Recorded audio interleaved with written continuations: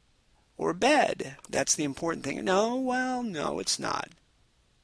His underwear goes on his head. That's what makes it funny. Underwear. A head's no place is where Fred's underwear. He deftly plucks. She softly croons. Fred's underwear.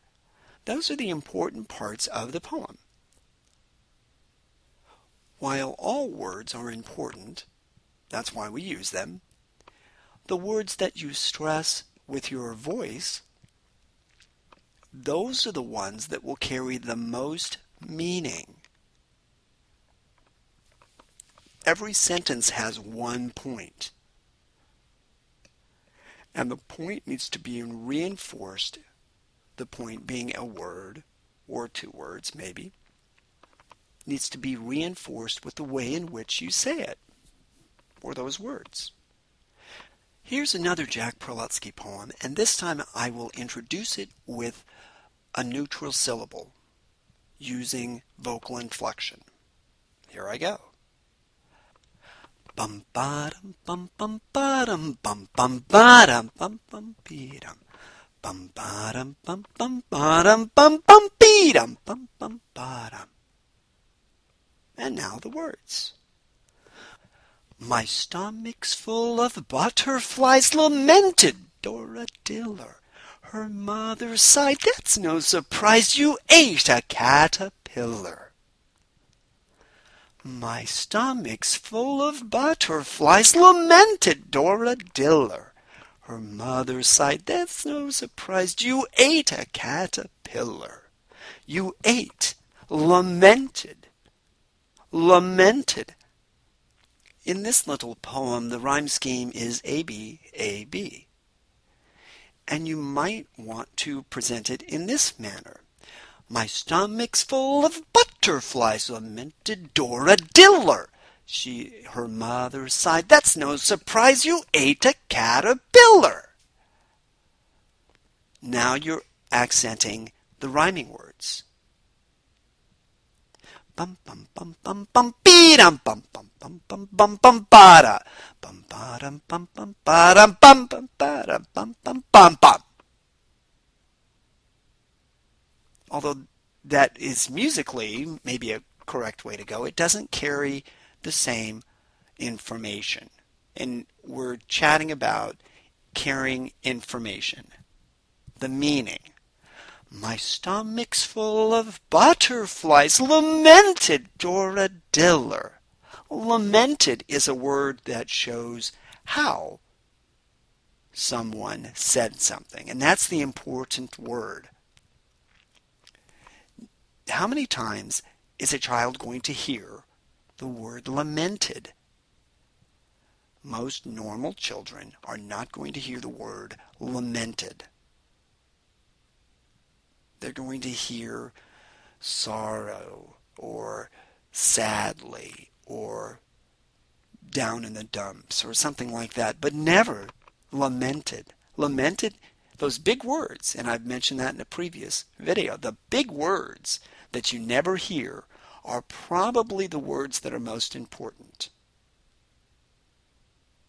We won't say lamented, but we will write it. My stomach's full of butterflies, lamented Dora Diller. Her mother sighed, that's no surprise, you ate a caterpillar. Remember earlier, there's an antecedent and a consequent. The antecedent is a lamentful, regretful Dora Diller, and the consequence is that she ate caterpillars.